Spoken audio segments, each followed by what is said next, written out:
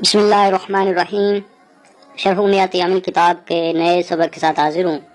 आज हमारा तीसरा सबक है। इसमें आज की इबारत है वस्सलातु अला सय्यिदिल अंबिया मुहम्मदिल मुस्तफ़ा व अला आलिहि मुज्तबा। इस इबारत की तरकीब करेंगे और इससे पहले इस पर जो क़वायद जारी होंगे उनको पढ़ेंगे, और इससे पहले जो कायदे पिछले असबाक में बता दिए गए उनको नए सिरे से नहीं पढ़ाऊँगा। वो अगर आपने पढ़ने हो तो पिछले असबाक मुलाहिज़ा फरमा लें। तो आज का जो नया कायदा है, यानी जो पहले नहीं लिखा गया और वो इस तरकीब में जारी होगा, तो वो पहला कायदा है कि नए जुमला के शुरू में आने वाली वाव इस्तिनाफिया होती है। यानी जो नया जुमला हो उसके शुरू में अगर वाव आए तो उसको वाव इस्तिनाफिया कहते हैं। इस वाव को और भी बनाया जा सकता है, आतिफा बना सकते हैं, लेकिन अगर वाव इस्तिनाफिया बना ली जाए तो तरकीब दुरुस्त हो जाएगी और ये सबसे आसान तरीन है। उसके बाद आया कि पहले लक़ब आए, उसके बाद नाम आए, तो लक़ब को मुबदल मिन्हु बनाते हैं और माबाद जो नाम आ रहा है उसको बदल बनाते हैं। उसके बाद अगला कायदा है कि अगर जार का अतफ जार पर हो, यानी मातूफ अलैह भी जार मजरूर हों और मातूफ भी जार मजरूर हों, तो इनकी तरकीब करते वक्त मातूफ अलैह मिलकर ज़र्फ़ लगव या ज़र्फ़ मुस्तकर बनेंगे। यानी जार मजरूर जब भी तरकीब में आए वो खुद तो कुछ नहीं बनते, उन्होंने हमेशा किसी के मुताल्लिक़ ही होना होता है। तो उनका मुताल्लिक़ जो है वो लफ्ज़ों में मौजूद हो तो फिर कहते हैं ज़र्फ़ लगव, अगर मौजूद ना हो तो फिर कहते हैं ज़र्फ़ मुस्तकर। लेकिन जब मातूफ अलैह की सूरत में आएंगे तो फिर मातूफ अलैह मिलकर ज़र्फ़ लगव या ज़र्फ़ मुस्तकर होंगे। उसके बाद अगला कायदा है कि इसमें जमा में उसके लफ्ज़ों का एतिबार करते हुए उसकी सिफ्त वाहिद मुज़क्कर आ सकती है। पिछले सबक में हमने इसमें जमा के बारे में एक बात पढ़ी थी कि इसमें जमा मुकस्सर के हुक्म में होती है, और जमा मुकस्सर के बारे में बात पढ़ी थी कि जमा मुकस्सर जो है वो तरकीबी एतबार से वाहिद मुअन्नस के हुक्म में होती है। मतलब ये था कि जमा मुकस्सर की सिफ्त जो है या उसकी जो खबर है वो वाहिद मुअन्नस आ सकती है। तो हमने कहा था कि इसमें भी वही सूरत हाल होगी कि इसकी जो सिफ्त है वो भी वाहिद मुअन्नस आ सकती है, या इसकी खबर जो है वो वाहिद मुअन्नस आ सकती है। लेकिन इसमें एक इजाफा है जमा मुकस्सर से कि इसमें जमा में जो इसकी सिफ्त है वो वाहिद मुअन्नस भी आ सकती है और वाहिद मुज़क्कर भी आ सकती है। वाहिद मुअन्नस आती है जब जमाअतुन की तावील में इसमें जमा को करते हैं, या जमा मुकस्सर में भी ये सूरत हाल होती है कि जमा मुकस्सर में जब उसकी सिफ्त वाहिद मुअन्नस आती है तो उसमें जमा मुकस्सर को जमाअतुन की तावील में करते हैं। इसी तरह इसमें जमा को भी जब उसकी सिफ्त वाहिद मुअन्नस आएगी तो उसमें उसको जमाअतुन की तावील में करेंगे। लेकिन इसमें जमा की सिफ्त जो है वो वाहिद मुज़क्कर भी आ सकती है, लेकिन जब वाहिद मुज़क्कर आएगी तो फिर इसको जमाअतुन की तावील में नहीं करेंगे, बल्कि उस वक्त इसके लफ्ज़ों का एतबार होगा, क्योंकि जो इसमें जमा है वो लफ्ज़ी एतबार से उसमें कोई जमा वाली अलामत नहीं होती, मानवी एतबार से उसमें जमीयत वाला माना होता है, लफ्ज़ों के एतबार से वो वाहिद जैसी होती है। तो इस वजह से लफ्ज़ों का एतबार करते हुए उसकी जो सिफ्त है वो वाहिद मुज़क्कर आ सकती है। तो अब तरकीब शुरू करते हैं। तो इसमें शुरू में है कि वस्सलातु अला सय्यिदिल अंबिया, तो इसमें वाव आई और नया जुमला है, तो नए जुमले शुरू में जो वाव आए उसको वाव इस्तिनाफिया कहते हैं। तो ये वाव इस्तिनाफिया होगी। उसके बाद है अस्सलातु, तो अस्सलातु अभी इसम फ़ेल अमर में क्या है, तो ये इसम है। दलील इस पर यह है कि अलिफ लाम इसके शुरू में आ गया और अलिफ लाम से पता चला कि ये इसम है, फिर अलिफ लाम से ही पता चला कि ये मारिफा है। तो इसमें मारिफा शुरू में आया तो जुमला इसमिया बनेगा एक, तो इससे ये भी पता चल गया। फिर उसके बाद आगे है अला सय्यिदिल अंबिया, अला हर्फ जार है, तो इसमें मारिफा के बाद जार मजरूर आए तो कायदा हमने पढ़ लिया था कि उस सूरत में इसमें मारिफा को मुब्तदा बनाते हैं और जार मजरूर को ज़र्फ़ मुस्तकर करके खबर बना लेते हैं। तो उसी कायदा के तहत अस्सलातु ये मुब्तदा हो गया। अब आगे तरकीब हल कर लेते हैं। अला हर्फ जार है, अला हर्फ जार के माबाद जो आता है वो इसम होता है, ये यानी कि इसम की वो पहचान है कि हरूफ़े जारा अस्मा पर दाखिल होते हैं, ये ना तो अफ़ाल पर दाखिल होते हैं ना ये रूफ पर दाखिल होते हैं। तो सय्यद ये इसम हुआ, दलील इस पर अला है। उसके बाद जब अला एक तो ये बताता है कि इसका माबाद इसम है, दूसरा वो मजरूर होगा, तो अला सय्यिदिन हमने इसको पढ़ा। अब उसके बाद आगे है अल अंबियाई, तो ये भी इसम है, अलिफ लाम से पता चला, फिर इसमें मारिफा है। تو قاعدہ ہم نے پڑھا تھا کہ پہلا اسم نکرہ ہو، دوسرا اسم معرفہ ہو تو آپس میں مضاف مضاف الیہ بنتے ہیں۔ تو اسی قاعدہ کے تحت سید یہ مضاف الانبیاء مضاف الیہ بن جائے گا، تو جب مضاف بنے گا تو تنوین جاتی رہے گی تو بن جائے گا سید الانبیاء، تو علی سید الانبیاء ہو گیا۔ اس کے بعد اب آگے ہے محمد، اس میں رسالت ہے۔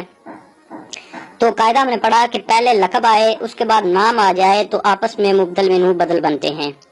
تو اسی قاعدہ کا سید الانبیاء، یہ کیونکہ لقب ہے تو یہ بن جائے گا مبدل منہ، آگے محمد اس میں رسالت یہ بدل بن جائے گا۔ تو آگے اگر اس کا مباد بھی کوئی تعلق ہے تو وہ بنا لیتے ہیں۔ محمد یہ اس میں معرفہ ہے، اس میں رسالت ہے۔ اس کے بعد ہے المصطفیٰ، تو یہ اسم ہے، الف لام سے پتہ چلا، پھر اس میں معرفہ ہے وہ بھی الف لام سے پتہ چلا۔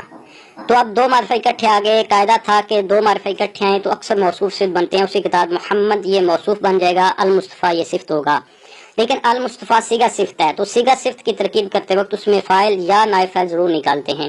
تو المصطفیٰ اس میں مفعول کا صیغہ ہے باب افتعال سے، تو اس کے اندر جو ضمیر ہوگی وہ نائب فاعل ہوتی ہے۔ تو المصطفیٰ صیغہ ہے بعد مذکر کا، تو اس میں ہوا ضمیر اس کا نائب فاعل راجع بسوے موصوف۔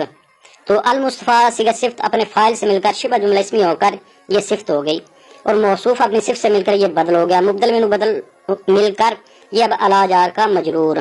تو المصطفیٰ صیغہ ہے، اس کی تعلیل بھی کرنی ہے، اور المجتبی آگے صیغہ آ رہا ہے اس کی بھی تعلیل انشاءاللہ بعد میں کرتے ہیں۔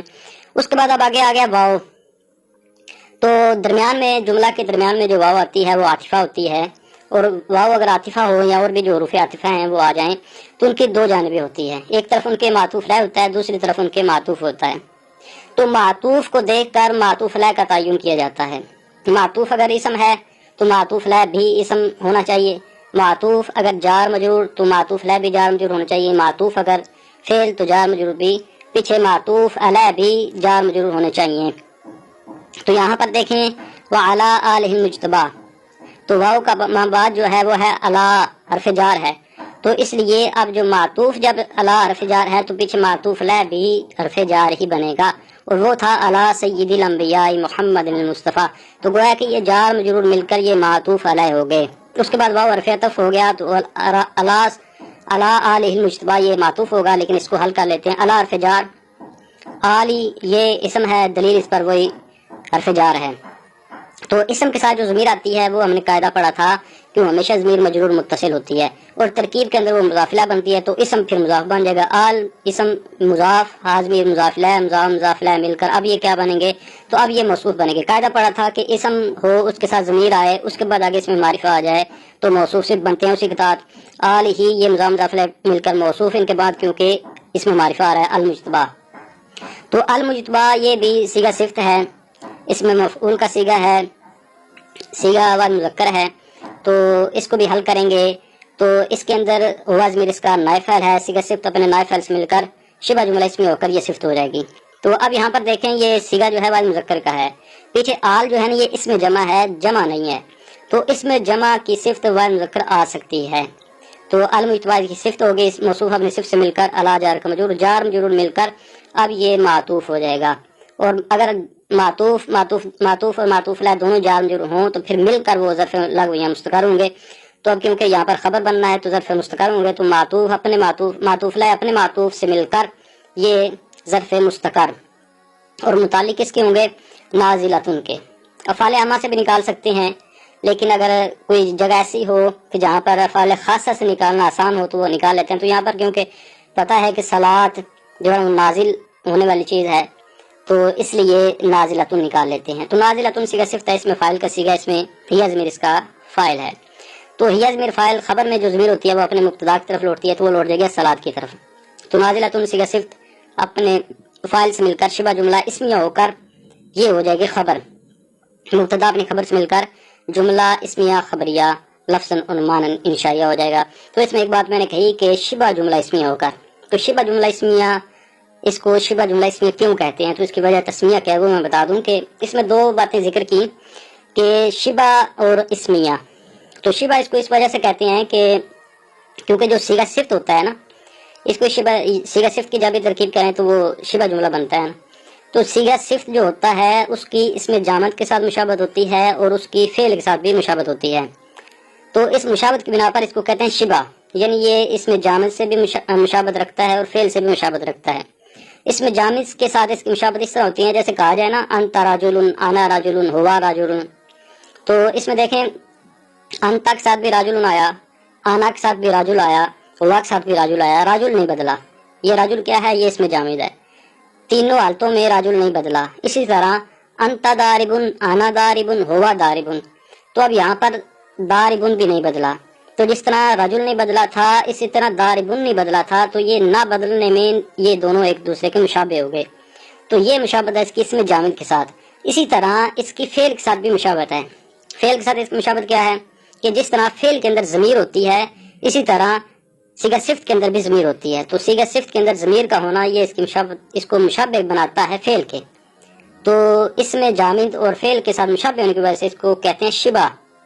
پھر اس کے بعد ایک اور تھا کہ اسمیہ بھی اس کو کہتے ہیں، تو اسمیہ اس کو اس وجہ سے کہتے ہیں کیونکہ اس کی جو پہلی جز ہوتی ہے نا وہ اسم ہوتا ہے، تو اس بنا پر اس کو اسمیہ کہتے ہیں۔ آگے اس کا ترجمہ کرتے ہیں تو والصلاۃ علی سید الانبیاء محمد المصطفیٰ وعلی آلہ المجتبیٰ، رحمت کاملہ نازل ہو انبیاء کے سردار یعنی محمد صلی اللہ علیہ وسلم پر جو برگزیدہ شخصیت ہیں، اور آپ صلی اللہ علیہ وآلہ وسلم کی چنی ہوئی آل پر۔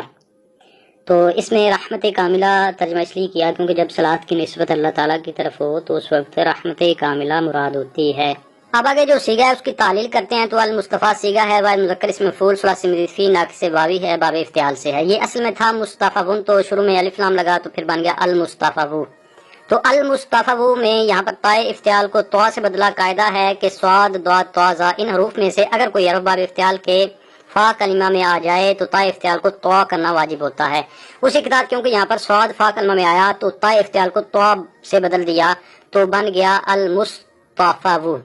اس کے بعد ایک اور قاعدہ ہے ناقص کے قواعد میں آتا ہے کہ واو جو اصل میں تیسری جگہ پر ہو پھر آگے بڑھ جائے چوتھی یا پانچویں جگہ پر چلے جائے تو اس کو یا سے بدلنا واجب ہوتا ہے، تو اسی کے ساتھ یہاں پر بن گیا المصطفیٰ، واو کو یا سے بدل دیا یعنی کہ المصطفیٰ بنا۔